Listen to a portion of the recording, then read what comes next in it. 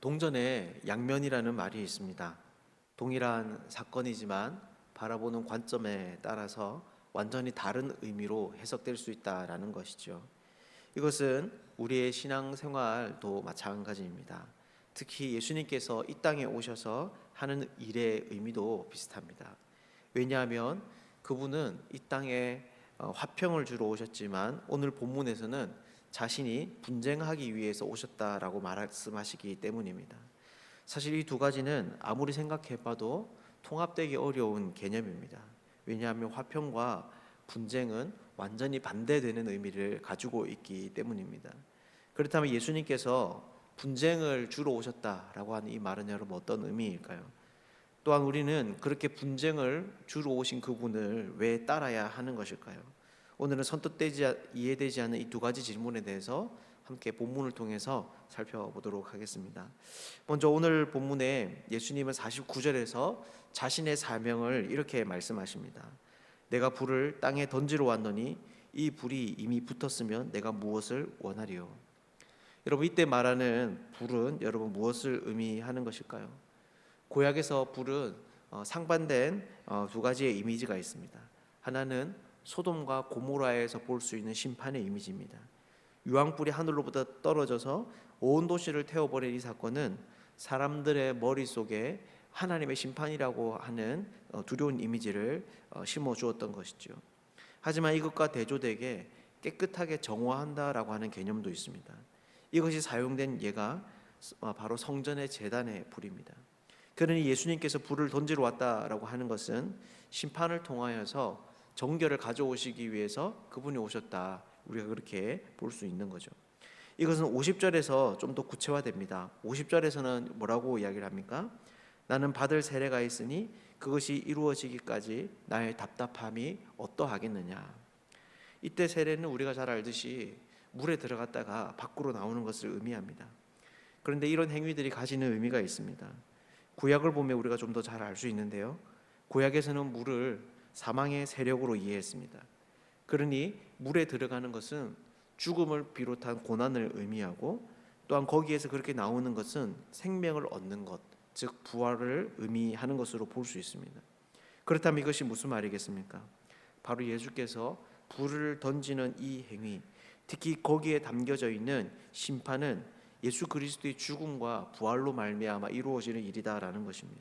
이것을 받아들이는 사람은 살아서 구원을 얻고, 그렇지 않은 사람은 심판으로 말미암아 죽임을 당하는 것이죠. 그래서 이것은 그것을 듣는 사람들에게 굉장히 큰 충격적인 일이었을 겁니다. 또한 그렇기에 이 일은 사람들을 중요한 갈림길 위에 세우는 그런 도전이었을 것입니다. 정말 예수님을 그렇게 놀라운 분으로 믿고 따르든지, 아니면 거짓을 말하는 거짓 선지자로 여기며 그분을 배척해야 되는 일이 그들에게 주어지는 일이었던 것이죠. 그래서 51절을 보면 이렇게 말합니다. 내가 세상에 화평을 주려고 온 줄로 아느냐. 내가 너희에게 이르노니 아니라 도리어 분쟁하게 하려 함이로라. 즉 예수님께서 이 땅에 오신 목적이 바로 분쟁하기 위함이다라는 것입니다. 사실 서두에서 말씀드렸지만 누가복음을 앞에서부터 계속 읽어오던 분들은 이 이야기가 이상하게 들릴 수 있습니다. 왜냐하면 초반부에 예수님의 출생을 보며 사람들은 하나님께 영광, 천사들이 하나님께 영광이고 사람들이 평화라고 말을 하기 때문입니다. 또한 예수님께서 제자들을 파송하시면서도 그들에게 정한 것이 평안이었습니다. 하지만 이것은 예수님께서 다른 문맥에서 말씀하시는 것입니다. 그분은 지금 일반적인 자신의 사명이 아니라 심판이라는 정황 안에서 자기의 사명을 다른 관점에서 말씀을 하시는 것이죠. 예수님을 받아들이는 여부가 그들의 삶과 죽음을 가르는 일이기 때문에 이것은 사람들에게 각기 상반되고 서로 갈등을 일으키는 태도로 드러날 수 있다는 것입니다. 그래서 52절을 보면 이렇게 말합니다. 이후부터 한 집에 5 사람이 있어 분쟁하되 셋이 둘과 둘이 셋과 하리라. 여기에 보면 한 집에 5 사람이 있다라고 이야기를 합니다. 여러분 5명의 식구가 있으면 여러분 어떻게 됩니까? 사실 무엇을 해도 의견이 갈리게 됩니다.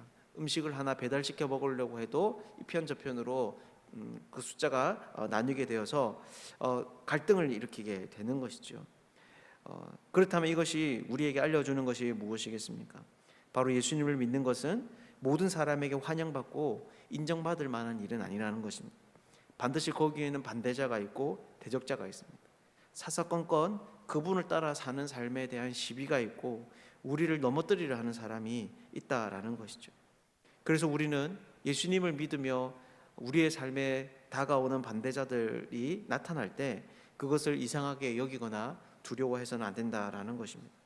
우리가 오늘 이 사실을 깊이 생각할 수 있으면 좋겠습니다. 그래서 예수님을 따라가는 그 삶에 우리를 미워하는 사람들이 있어도 또 우리를 반대하는 사람들이 있어도 그것을 당연하게 여기고 확신 안에서 주어진 길을 가는 복된 사람들 되시기를 축복합니다. 이렇게 예수님께서는 자신이 이 땅에 오신 목적에 대해서 말씀하십니다. 그분의 오심은 자연스럽게 분쟁을 만들어냅니다. 하지만 그럼에도 불구하고 예수님은 사람들에게 자신을 받아들여야 된다라고 말씀하십니다. 왜 그럴까요? 54절에서 59절에 나오는 이야기가 이것에 대해서 말해주는데 특별히 예수님은 두 가지 비유를 통해서 대답을 하고 있습니다. 우선 54절에서 55절을 보면 이렇게 말합니다. 또 무리에게 이르시되 너희가 구름이 서쪽에서 이는 것을 보면 곧 말하기를 소나기가 오리라 하나니 과연 그러하고 남풍이 부는 것을 보면 말하기를 심히 더 오리라 하나니 과연 그러하니라. 여러분 이것이 무슨 말입니까? 이스라엘에게 있어서 서쪽은 지중해라고 하는 큰 바다가 있는 지역입니다. 그러니 여기에서 올라오는 구름은 수분을 많이 머금고 있는 구름이며 이것은 곧 쉽게 소나기를 내릴 가능성이 높다라고 하는 것이죠. 반면에 이스라엘의 남쪽은 사막 기후입니다. 그러니 여기에서 일어나는 바람은 건조하고 순식간에 대기를 뜨겁게 데울 가능성이 높습니다. 그래서 그 당시 사람들은 불어오는 방향과 떠오르는 구름의 위치를 보면서 기후를 날씨를 예측했던 것 같습니다. 그래서 예수님은 56절에서 이렇게 말합니다. 외식하는 자여 너희가 천지의 기상은 분간할 줄 알면서 어찌 이 시대는 분간하지 못하느냐. 여러분 이것이 무슨 말입니까? 바로 지금까지 너희가 경험한 것을 가지고 아직 일어나지 않은 그 날씨도 분간을 하고 있는데 어떻게 지금 내가 일으킨 이 기적을 보면서 지금이 어떤 시대인지 너희가 깨닫지 못하느냐라는 것입니다. 나에 대해서 정직하게 생각을 해보면 너희가 보고 들은 것을 따라 그 경험한 것을 가지고 세상을 바라볼 때 기후가 바뀌는 것을 예측할 수 있었던 것처럼 나에 대해서도 정직하게 생각해 보면 지금 이 시대는 너희가 그토록 기다려온 메시아가 하나님의 나라를 가져온 그러한 때라는 것을 인정하게 된다라고 하는 것이죠. 그러면서 또 한 가지의 비유를 더 말씀하십니다. 58절에서 59절의 이야기인데요. 이렇게 말씀합니다. 내가 너를 고발하는 자와 함께 법관에게 갈 때에 길에서 화해하기를 힘쓰라. 그가 너를 재판장에 끌어가고 재판장이 너를 옥졸에게 넘겨주어 옥졸이 옥에 가둘까 염려하라. 내게 이르노니 한 푼이라도 남김이 없이 갚지 아니하고서는 결코 거기서 나오지 못하리라.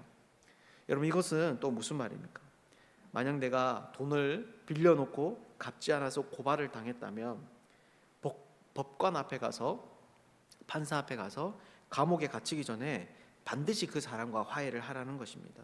어떻게 해서든지 법관 앞에 가서 형벌을 받는 것만은 피하라라고 하는 것입니다. 왜 그렇겠습니까? 정말 그렇게 가서 그가 판결을 받고 감옥에 갇히게 되면 미래가 없기 때문입니다. 감옥에 갇히면 일을 벌어서 돈을 갚을 길이 없습니다. 뿐만 아니라 더 이상 타협도 없어서 모든 돈을 다 갚아내야 됩니다. 다시 59절을 보면 한 푼이라도 남김이 없이 갚지 아니하고 선언이라고 말하는데 이때 한 푼은 그 당시 가장 작은 화폐인 렙돈을 의미한다고 말합니다. 우리나라 말로 하면 10원짜리 한 장이라도 다 갚고 나와야 된다라고 하는 것이죠. 그러니 이 말씀은 문제를 풀어야 하는 긴급성에 대해서 이야기를 하는 것입니다. 지금 주어진 기회, 법관 앞에 서기 위해서 걸어가고 있는 지금 이때의 문제를 해결하지 않으면 감당할 수 없는 심각한 상황이 초래될 수 있다라고 하는 것이죠. 그렇다면 결국 예수님은 왜 그럼에도 불구하고 자신을 선택해야 된다라고 말씀을 하시는 것입니까? 바로 외식 없이 예수님 자신이 행한 일을 생각해 보면 분명 이것이 하나님 나라가 임한 증거라고 확신할 수 있기 때문이라는 것입니다. 다시 말해서 조상들의 유전을 따라서 경건한 사람이라고 평판을 지키고 싶어하는 그 마음을 버리고 생각을 해보면 여러 선입견에 휩싸이지 않고 진실한 질문들에 진실하게 대답하면 반드시 예수님이 누구인지를 너희가 알게 될 것이다 라는 것이죠. 또한 그렇기 때문에 지금은 너희가 생명을 얻을 수 있는 유일한 시간이라는 것입니다. 만약 지금 바른 선택을 하지 않으면 앞으로 너희에게 다시는 이런 기회가 주어지지 않을 것이다 라는 말이죠. 그렇다면 결국 이것이 무슨 말이겠습니까?